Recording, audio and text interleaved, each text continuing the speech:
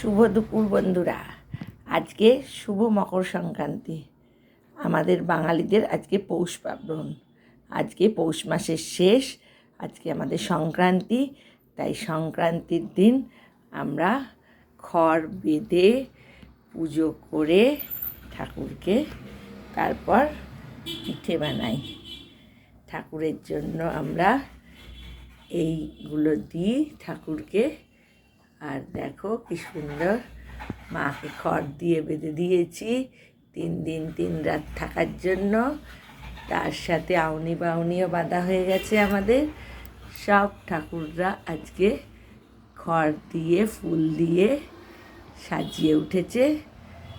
মায়ের প্রসাদ আজকে বিভিন্ন রকমের নাড়ু, মিচড়ি, এগুলো হচ্ছে মায়ের আজকে, কারণ সন্ধেবেলা খাবে হচ্ছে পিঠে। আজকে তো সংক্রান্তি, তাই সংক্রান্তির দিন আমাদের একটু ঠাকুরকে পিঠে ভোগ দিতে হয়। তাই সময় করে একটু পিঠে তো বানাতেই হবে।